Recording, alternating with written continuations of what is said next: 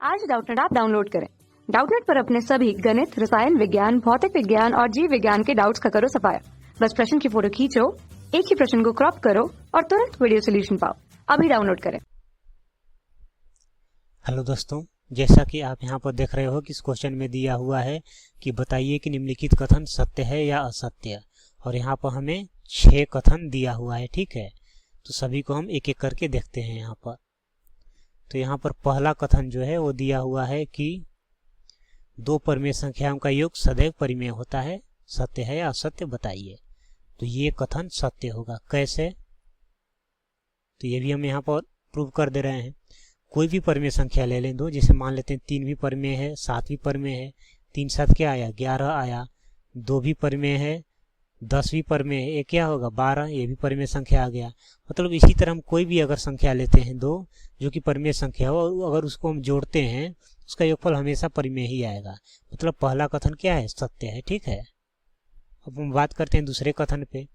दूसरा में बोला गया है कि दो अपरिमेय संख्याओं का जो योगफल होता है वो सदैव अर्थात हमेशा अपरिमेय होता है। ये बात गलत है। कैसे? मतलब ये असत्य है। कैसे? इसको भी हम दिखा दे रहे हैं। ये हमेशा मतलब ये जो है हमेशा अपरिमेय नहीं होता है। दो अपरिमेय संख्याओं का योगफल हमेशा अपरिमेय नहीं होता है, कभी कभी होता है। कैसे? ये हम दिखा दे रहे हैं। जैसे हम बात करें तो ये क्या हो गया? -√3 और +2। ये क्या है? एक अपरिमेय संख्या है। और √3 +2 ये क्या होगा? ये भी अपरिमेय संख्या होगा। अब हम इन दोनों को जोड़ देते हैं तो ये हो गया -√3 +2 प्लस, और ये हो गया √3 +2। ठीक है, तो ये -√3 प्लस √3 ये तो कट जाएगा। तो दो दो कितना हो गया? ये 4 हो गया। और 4 क्या है? 4 एक परिमेय संख्या है।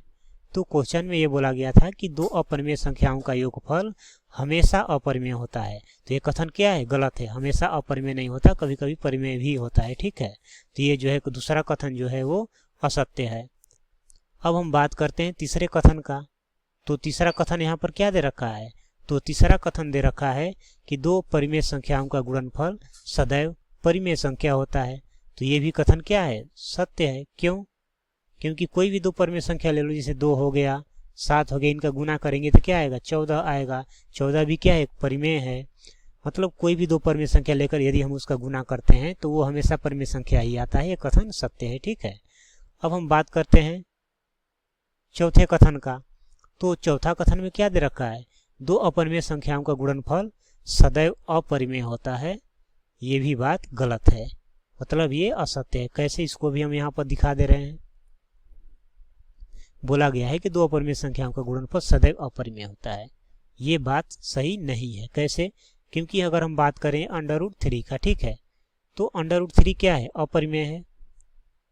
अब गुना कर दे रहे हैं, ये √3 ये भी क्या हुआ? अपरिमेय हुआ। अब दोनों को हम गुना कर देंगे, कितना आ जाएगा? √9 होगा। और इसका मान कितना होगा? 3। और 3 क्या होता है? परिमेय होता है। तो यहाँ पर तो दो अपरिमेय संख्याओं का जो गुणनफल आया वो तो परिमेय आ गया। मतलब ये तो कथन गलत हुआ कि जो दो अपरिमेय संख्याओं का गुणनफल होता है वो सदैव अपरिमेय होता है। मतलब ये क्या है? असत्य कथन है। ठीक है, तो ये हो गया।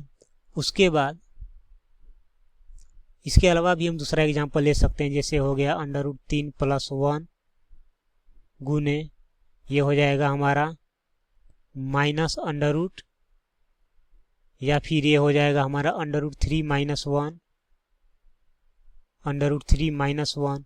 इसका गुना करेंगे तो क्या हो जाएगा? तो ये आ जाएगा √3 का स्क्वायर है 3 और -1 का स्क्वायर है 1। तो 3 में से एक जगह कितना होगा? 2।